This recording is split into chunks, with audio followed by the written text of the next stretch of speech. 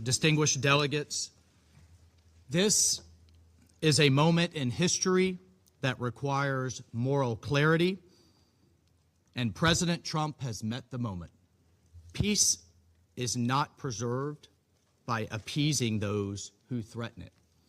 Peace is preserved through strength in the face of terror. So Mike Waltz just stood up at the United Nations and delivered what can only be described as the most consequential speech by an American ambassador in decades, and the world is either pretending not to notice or actively trying to ignore what just happened. President Trump authorized what they're calling Operation Epic Fury, military strikes against Iranian nuclear facilities, missile sites, naval assets, the entire infrastructure that the Iranian regime has used for 45 years to terrorize the Middle East, kill Americans, and pursue nuclear weapons. And Waltz went to the UN, stood in front of that ridiculous collection of dictators and bureaucrats, and said, "We did this. We're not apologizing, we're not asking permission, and if you have a problem with it, maybe ask yourself why you've spent decades watching Iran kill people and doing absolutely nothing about it." If you want to understand what's really happening here and why this matters, hit that subscribe button because the mainstream media is going to lie to you about every single aspect of this story, and somebody needs to tell you the truth. Let me start with what actually happened, because if you're watching cable news right now, you're getting a completely distorted version designed to make you panic. The United States launched targeted military strikes against specific Iranian facilities. Not carpet bombing Tehran, not invading Iran, not attacking civilians. Targeted strikes against nuclear enrichment facilities, ballistic missile production sites, Revolutionary Guard Corps naval bases, and the command structure that coordinates Iranian proxy militias across the region. These are military targets, infrastructure targets, the machinery of state-sponsored terrorism that Iran has been building for decades while the international community issued strongly worded letters. Now, why did this happen? And this is where Waltz's speech becomes important, because he laid out the case, and it's a case that's been building for 45 years since the Iranian Revolution. The Iranian regime has killed hundreds of American Marines in Lebanon in 1983. They've killed thousands of American troops in Iraq through their proxy militias and IEDs. They've taken American hostages repeatedly. They've attacked American ships in the Red Sea and the Persian Gulf dozens of times. They've armed and funded Hezbollah, Hamas, the Houthis, various Shia militias across the region. They've pursued nuclear weapons, despite multiple diplomatic efforts to stop them. They've developed ballistic missiles capable of reaching Europe and beyond.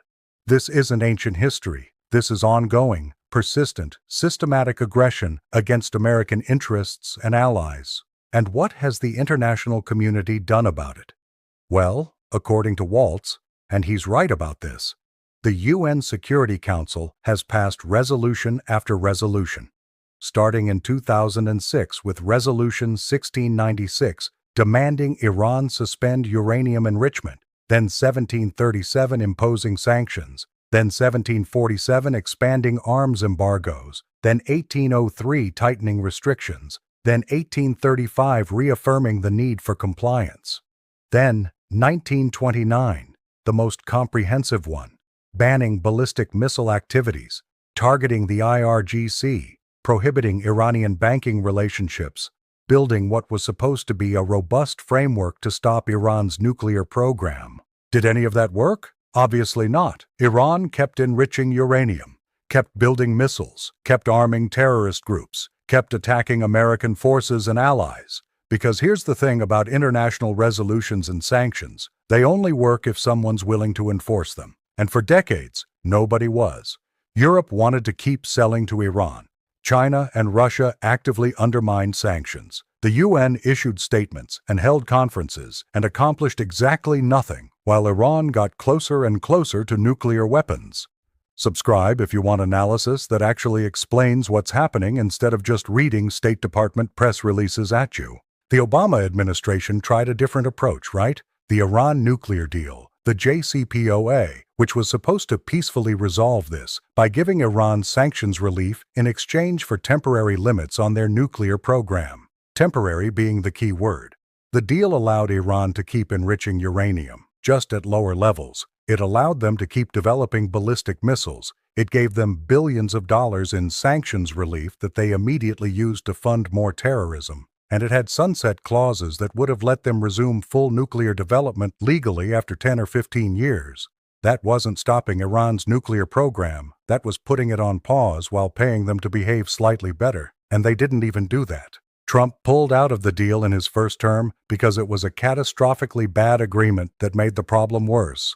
But then Biden came in and spent 4 years trying to negotiate a new deal, being pathetically weak with Iran, letting them attack American forces in Syria and Iraq with basically no response, watching them get within weeks of nuclear breakout capability. 4 years of begging Iran to please be reasonable, please negotiate, while they laughed and kept building weapons. And now Trump is back, and he's done what should have been done years ago. He's destroyed their ability to make nuclear weapons. He's degraded their missile program. He's taken out the naval assets they use to threaten international shipping. He's disrupted the IRGC infrastructure that arms terrorist groups, and he's done it without asking the UN for permission, without begging Europe for approval, without waiting for consensus that was never going to come. Waltz made this point explicitly in his speech. He said diplomacy was attempted repeatedly and in good faith. Trump's team, Rubio, the special envoys, they tried negotiations. But diplomacy can't succeed where there's no genuine partner for peace. Iran wasn't negotiating in good faith. They were stalling while they built weapons. So Trump decided to stop the threat directly. And Waltz went to the UN and said, this is what we did. This is why we did it. And if you don't like it, maybe examine why you've tolerated Iranian aggression for so long. Now the reaction to this is going to be predictable and dishonest. The media is going to scream about escalation, about risking war, about Trump being reckless. European leaders are going to condemn American unilateralism. The UN is going to hold emergency sessions where Russia and China lecture us about international law while they arm dictatorships and commit genocide. And the American foreign policy establishment, the same people who gave us the Iraq War and the Afghanistan disaster and the Libya intervention and every other catastrophic mistake of the last 20 years, they're going to insist that striking Iran was the wrong move and we should have kept negotiating. But here's what they won't tell you. What's the alternative? Let Iran get nuclear weapons. That's the choice. Either you stop them now or they get nukes. And once they have nukes, everything changes. You can't pressure them anymore. You can't deter them. They can threaten Israel with annihilation, and we'd have to accept it. They can dominate the Middle East, and there's nothing we could do. They can give nuclear material to terrorist groups, and that scenario is too horrifying to even contemplate. Stopping them now is painful and risky. Letting them get nukes is catastrophic and permanent. Share this if you're tired of foreign policy experts who've been wrong about everything lecturing us about what we should do. Waltz talked about the fundamental duty of any sovereign government being the protection of its people. That sounds obvious, but it's actually a radical statement in the context of modern international relations, because the consensus for decades has been that sovereignty is limited, that nations have to act within international frameworks, that American power should be constrained by multilateral institutions. Trump rejects all of that. He says American sovereignty means we protect American interests, full stop. If the UN won't stop threats to America, we'll do it ourselves. If international law prevents us from defending ourselves, then international law is wrong. That's going to make a lot of people very uncomfortable. The entire international order since World War II has been built on the idea that might doesn't make right, that nations should resolve disputes through negotiation and international institutions, that unilateral military action is illegitimate except in immediate self-defense. Trump is saying that framework has failed, that it protects aggressors and constrains defenders, and that America isn't going to follow rules that get Americans killed. Is he right? Well, look at the results. Decades of diplomacy and sanctions didn't stop Iran. They got richer, more powerful, closer to nukes. Meanwhile, the UN held conferences. Europe sold them goods. Russia and China blocked any real consequences. And Americans kept dying. So Trump launched strikes, took out their capability to threaten us. And now the same people who let the problem fester for 40 years are complaining about how he solved it. The speech Waltz gave is important because it's a declaration of how American foreign policy is going to work going forward. We're not asking permission. We're not subordinating our interests to international consensus. We're identifying threats and eliminating them. If our allies want to help, great. If they want to complain, we don't care. If the UN wants to condemn us, fine, we'll veto it. This is what Trump means by America First, actually prioritizing American security over the feelings of international bureaucrats. Now, Iran has already responded, and predictably they've attacked American allies in the region: Kuwait, UAE, Bahrain, Qatar, Jordan, others, which proves exactly why these strikes were necessary. Iran isn't a rational actor that responds to incentives. They're a revolutionary regime that wants to dominate the region and destroy American influence. You can't negotiate with that. You can only deter it or defeat it. And for 40 years we've tried deterrence and it hasn't worked. So now we're trying something else. Hit that subscribe button if you want to follow how this develops, because the next few weeks are going to be absolutely critical. The most fascinating part of Waltz's speech was when he addressed the Iranian people directly, quoting Trump saying, "The hour of your freedom is at hand." Because there's another dimension to this that nobody's talking about. The Iranian regime is massively unpopular inside Iran. The Iranian people have been protesting for years, getting slaughtered by the IRGC, desperately wanting freedom and change. Trump's strikes aren't aimed at the Iranian people, they're aimed at the regime that oppresses them. And there's a real possibility that degrading the regime's military capability could empower internal opposition, could lead to the regime's collapse, could give Iran back to Iranians who don't want to live under theocratic dictatorship. That's the best-case scenario. The worst-case scenario is regional war, Iranian retaliation, oil price spikes, American casualties. But here's the thing, those risks existed anyway. Iran was already attacking American forces and allies. They were already pursuing nukes. The status quo was leading toward confrontation inevitably. Trump decided to confront them now, on his terms, when we have maximum advantage, rather than waiting until they have nuclear weapons and we've lost all leverage. Is it risky? Absolutely. Could it go wrong? Sure. But the alternative was guaranteed disaster, and at least Trump is making a decision and taking action rather than just managing decline and hoping the problem solves itself. That's leadership, whether you agree with the specific decision or not. Waltz made the point that peace isn't preserved by appeasing those who threaten it. Peace is preserved through strength. That's Ronald Reagan's doctrine, peace through strength. And it worked. Reagan confronted the Soviet Union, built up American military power, refused to back down, and the Cold War ended without World War III. Trump is trying the same approach with Iran. Confront them, degrade their capability, make the cost of aggression too high, and force them to either change behavior or collapse. The international reaction is going to be negative, obviously. But who cares? The countries condemning this are mostly either hostile to America anyway, or they're European allies who've been free-riding on American security for decades while lecturing us about morality. Germany's going to condemn the strikes while they still can't meet NATO defense spending commitments. France is going to issue statements while they sell weapons to whoever pays. The UN is going to hold emergency sessions where Iran's ambassador lectures about human rights while his government murders protesters. It's all theater, and Trump's calling their bluff. The serious question is what Israel does now. Because Israel has been preparing to strike Iran for years, they've been begging America to either act or let them act. Now Trump has acted first, which takes pressure off Israel but also changes their calculus. Do they follow up with their own strikes? Do they coordinate with the U.S. on further action? Or do they hold back and see what Iran does? That's going to determine what happens next, more than anything the UN or Europe does. Saudi Arabia and the Gulf states are probably celebrating privately while issuing diplomatic condemnations publicly. They hate Iran. They're terrified of Iranian nukes. They want the regime gone.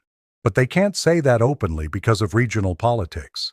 So they'll condemn American unilateralism while quietly thanking Trump for doing what they wish they could do themselves. Share this video if you think Trump did the right thing, because the regime media is going to spend the next week lying about it. China and Russia are in an interesting position. They've been backing Iran as a way to counter American influence in the Middle East. But they don't actually want Iran to have nukes either, because that would destabilize the region in ways that hurt their interests too. So they'll condemn the strikes diplomatically, but they're probably not that upset that Iran's nuclear program got set back. They just have to posture for their own domestic audiences and to maintain their anti-American credentials. The real test is what happens in the next 72 hours.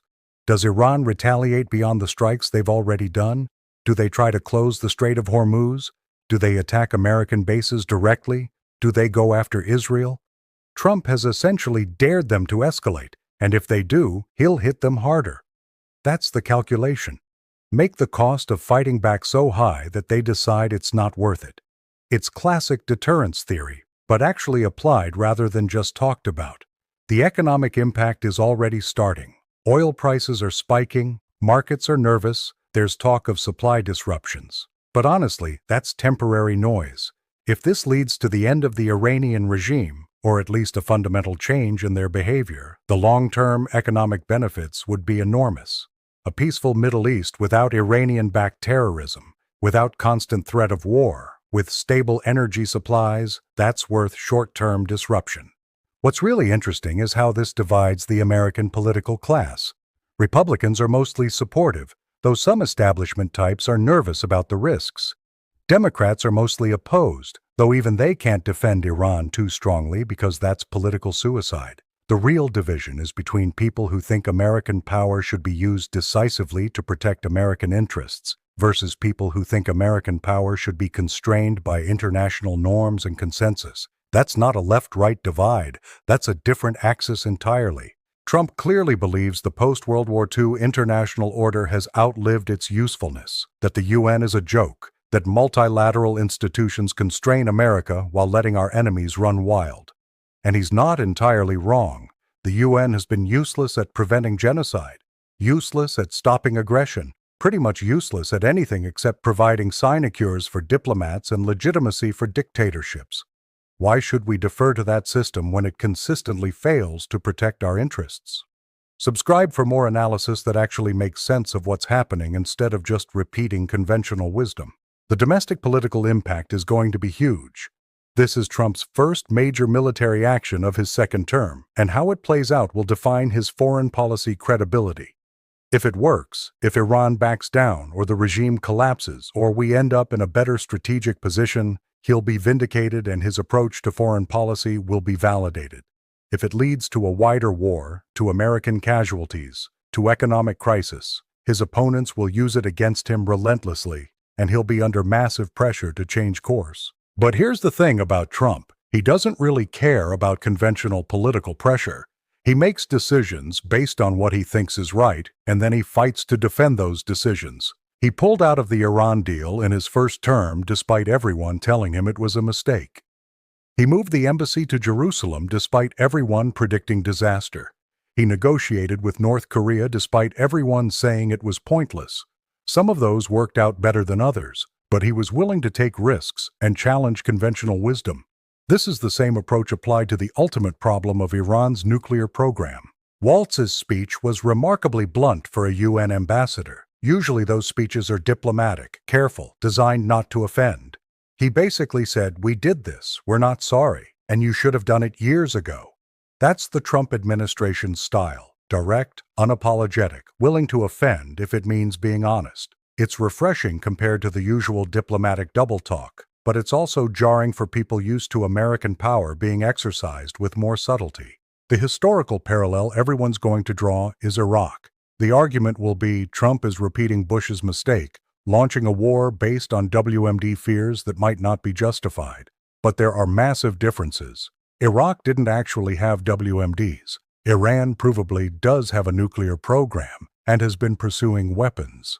Iraq wasn't actively killing Americans when we invaded.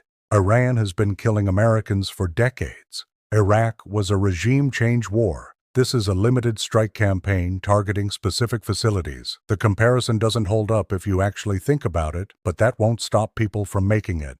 What comes next is genuinely uncertain. Maybe Iran retaliates massively and this turns into a wider war. Maybe they back down and we get a period of calm. Maybe the regime collapses from internal pressure and Iran becomes a normal country. Maybe this drags on for months with tit-for-tat strikes and no resolution. All of those are possible, and which one happens depends on decisions made by people in Tehran and Washington and Jerusalem over the next few days. But what's clear is that Trump has fundamentally changed the dynamic.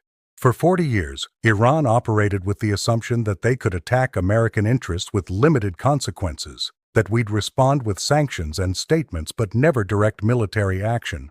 Trump just shattered that assumption. He said you can't keep killing Americans and pursuing nukes without getting hit.